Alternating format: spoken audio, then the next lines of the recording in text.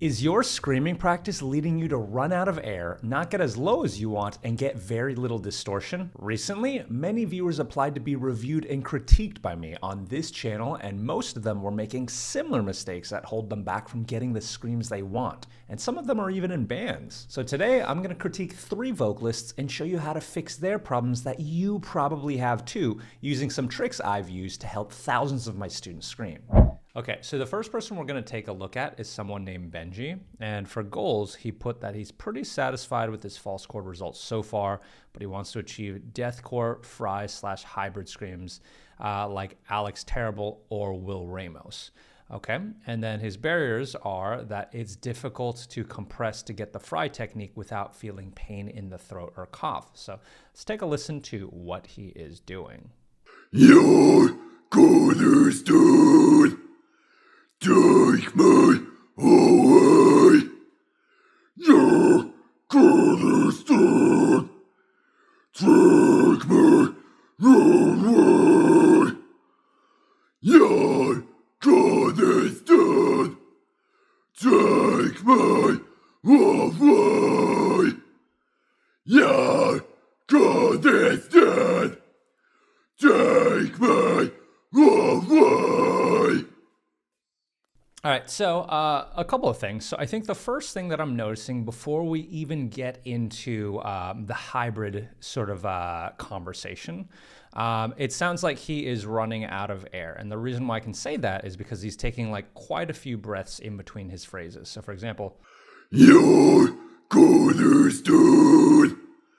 Take me away. Yeah, take me away. It's like, you know, if it's like you shouldn't be running out of air that quickly. And the reason why that matters is because if you have to do an entire set, that can get exhausting like really quickly. So that's kind of why I first want to call that out, because that he might not even realize that's a problem.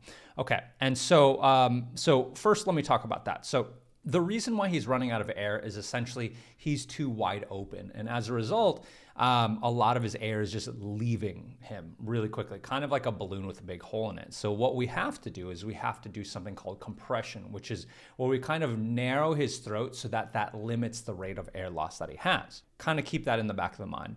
So the next thing that he mentioned is that he has difficult to compress to get the fry technique without feeling pain in the throat or cough. Okay, so so it sounds like he's aware on some level that he has to compress, which means that he's probably been trying to do that. But the problem is that he's feeling pain.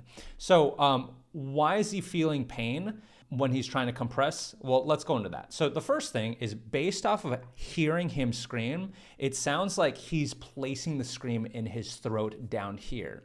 And when you compress from there, then it's very easy to, you know, to get what kind of a buzzery sound like,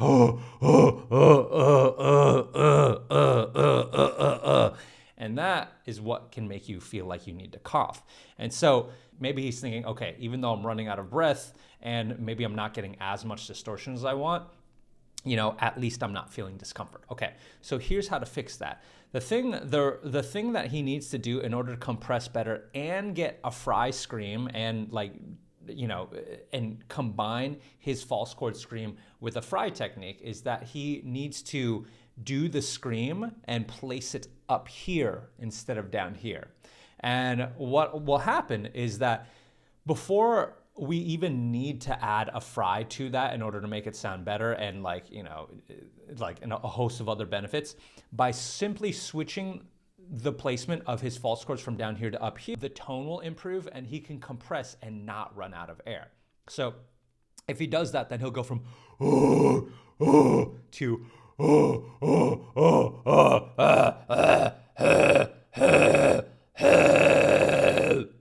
and so the thing is, like, once you start doing this correctly, you'll hear that the sound actually has a lot more attack in it too, which is much better. And then so now that we've placed the scream from up here, then what we want to do is we want to compress from up there. And then you can kind of, there's a number of different ways you can do this, but I would say that for one out of an infinite amount of ways that you can do this is you can just try and nasally hold your breath. So,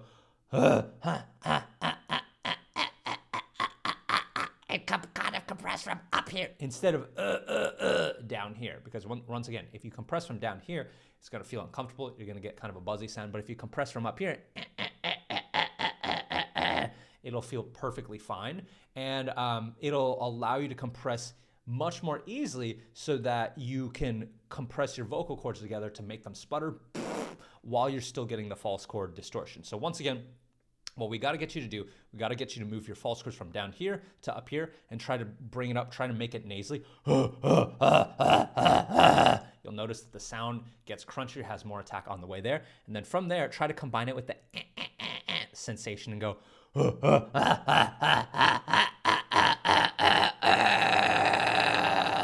And this is how you get a hybrid scream. This is also how you don't run out of air and you don't sound breathy as well. Okay, so that's that.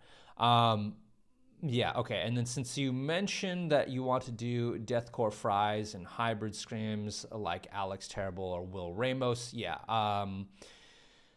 I think that there's kind of a lot that those different vocalists do, but for now, I would say that in order to get a scream like Alex Terrible or Will Ramos, I think that it's a combination of sort of like tongue positions to sort of get like a guttural sound, like and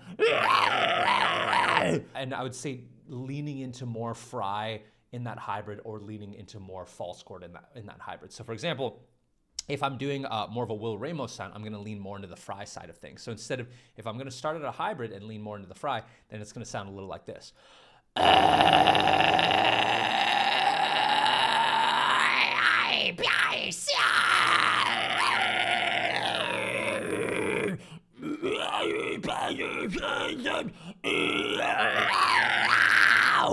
Now, if I was trying to sound like Alex Terrible, I'd probably lean a little bit more into the false chord side of things. So,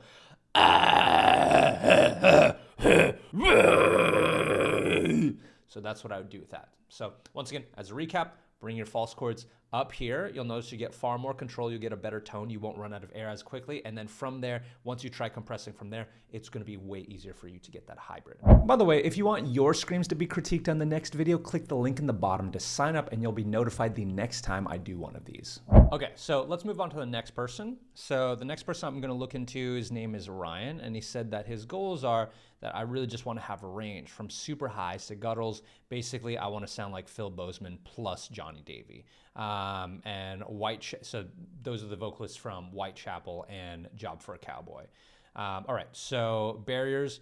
Let me preface it by saying I have a bit of a congested chest in the video. I submitted it, so it sounds a little scratchy, but I really wanted feedback from a trained and experienced individual like you.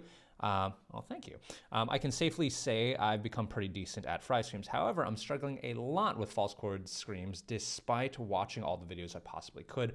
I'm not able to understand where the power is supposed to come from and differentiate it anatomically from a fry scream. Okay.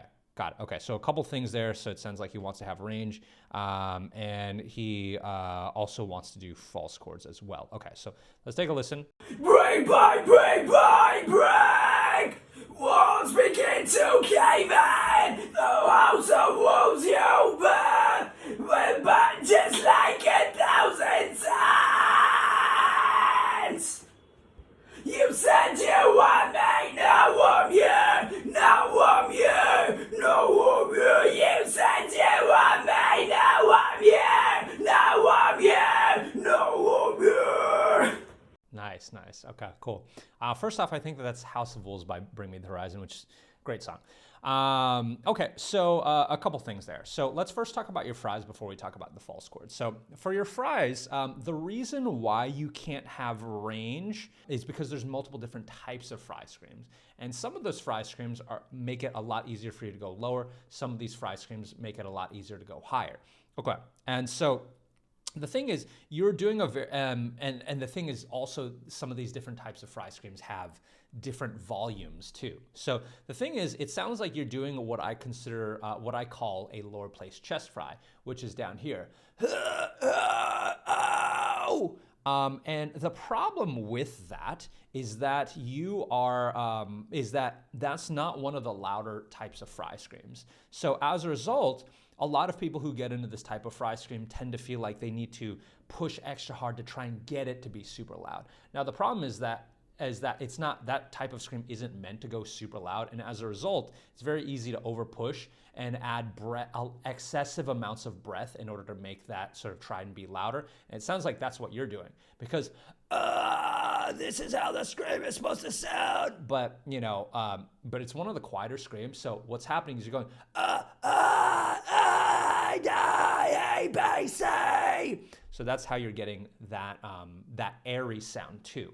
Walls begin to cave in! So that's kind of another problem that I kind of noticed. And as a result of the airiness, it probably doesn't feel really great.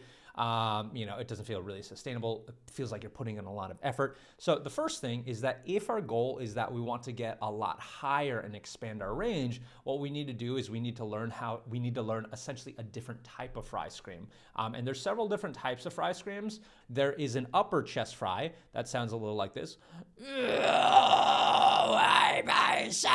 And there's something called a head fry scream. And there's something called a whistle register fry scream, which I'm not super good at, but something like that. Okay, so now what I would recommend for you, one way of and I would say all of those are going to be much higher than what you're doing, but I would recommend maybe for you, first trying to experiment in your head voice. Instead of being in your chest voice, go up here. And one thing, one thing amongst other things you could do is you can hold your breath and make a baby crying noise. Now, of course, in a perfect world, I'd coach you and I would see if that works for you. If not, I'd try an infinite amount of things to find one that does work for you. But if you try that, that might get you on the right general path, is you want to really just be in head voice. That's the main thing. Okay, so that will help you get higher. And then the other thing too is, in order to get lower, what I would recommend for within this type of fry scream, what you could do is you can change your mouth shapes, like get your tongue involved, get it sort of curled, do a bunch of tongue shapes so that you can go,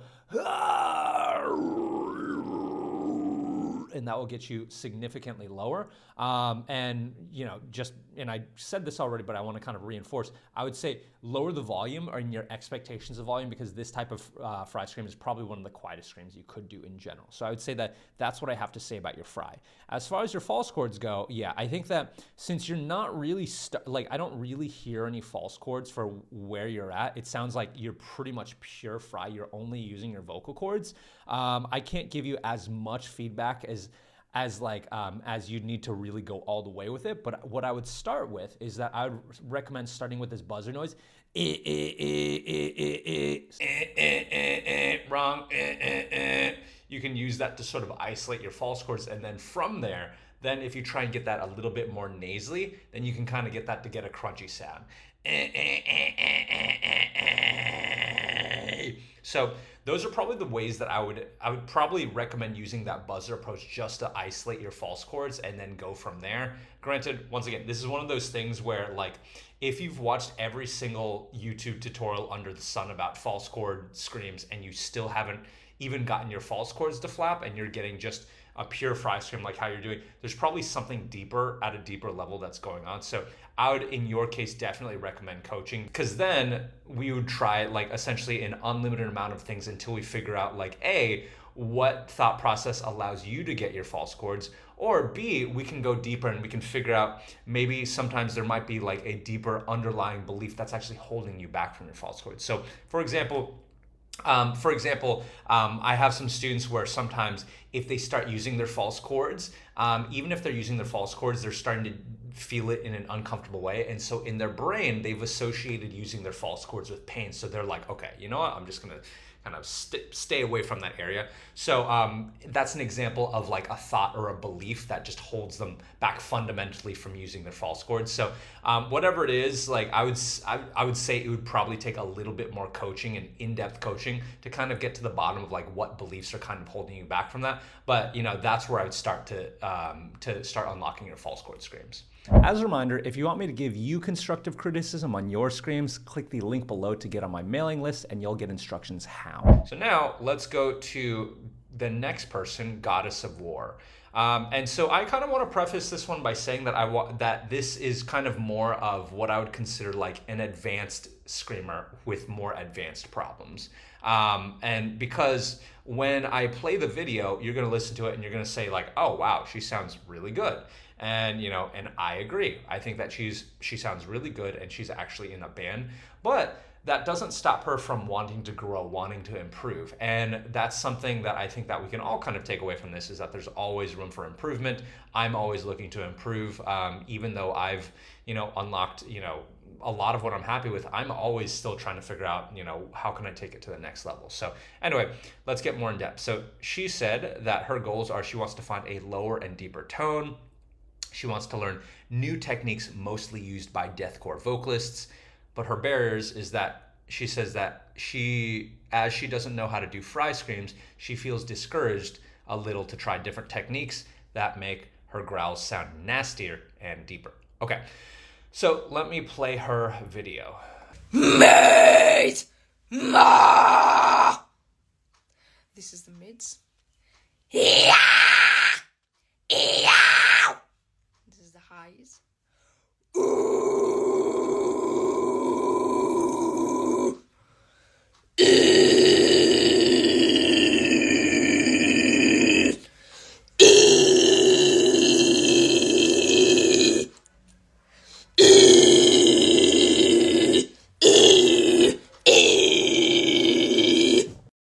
Okay, awesome. So there's a lot in there that I want to talk about. So the first thing is that she said that she doesn't know how to do fry screams, and that that hinders her from going forward. So what might be surprising is that she actually is doing fry distortion. So let me kind of play that back. Yeah! Yeah! This is the highs. So she's actually doing fry distortion on top of her false chord distortion. So she's actually doing a hybrid scream. And so just to kind of like show you what I mean, a pure false chord scream sounds kind of just purely on the crunchy side. But when you start combining fry with false chord distortion, then it fills out the gaps of your false chords, and it starts making it sound kind of additionally kind of, in my opinion, wet. So not just but when you add fry to it, it turns into so I would actually say that for her, she actually is using some fry distortion. And when you get really good at false chord distortion, a lot of times people start involuntarily adding fry to it because they're compressing so well.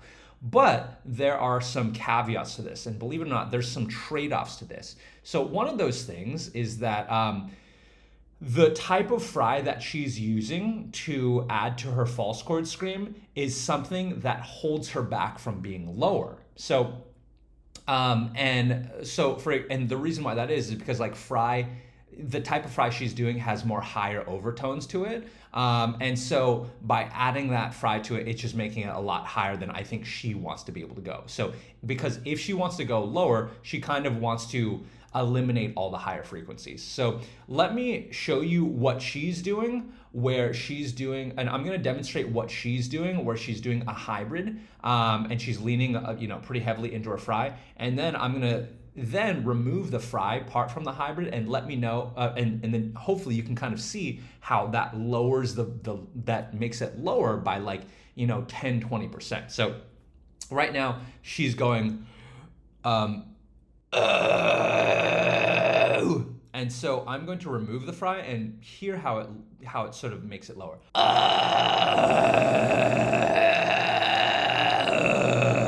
The whole process of getting lower with sort of like hybrid / false chord screams is that you want to stack a bunch of different things that get you 10% lower, and then stack another thing that gets you 10% lower, and then another thing that gets you 10% lower. So going from hybrids to pure false chords isn't going to get her 100% lower, but it isn't notable like 10 to 20%. So And so if you feel like you're in the same boat where you sound similar to her and you're trying to get lower, what I would actually recommend is I would actually recommend uncompressing. And so there might be a mental barrier that's also like sort of accompanying this, because at this point, she's probably so used to getting, you know, so much distortion that, you know, it's her comfort zone. But if your goal is to get lower, you actually have to kind of like uncompress and kind of be comfortable with kind of letting go of a little bit of that distortion so that you can get a little bit lower. And then after that, then you can kind of make up for it with a couple of things. So one of those things is tongue shapes, which it does seems like she's like kind of doing a little bit of. I would say if she wants to get sort of like what's popular nowadays is probably like an Alex Terrible like guttural sound. Doing this tongue position, which I think she's aware of, is really good.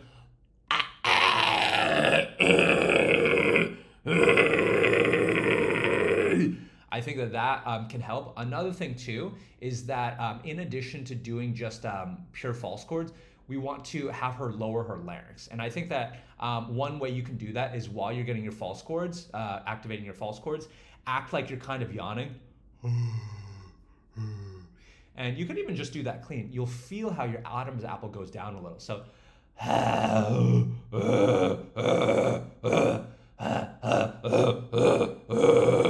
so can you kind of hear how that adds another 10 or 20% of lowness to it? So, so if you combine just doing false chords with lowering your larynx with the tongue position, that'll make you go from to, and then the other thing that I would recommend is add a little bit of voice on top of that. Add a little bit of a and that just gives it a little bit of a toughness. That gives it a little bit of a tough sound, which is kind of all the rage in deathcore vocals. And then that will transform the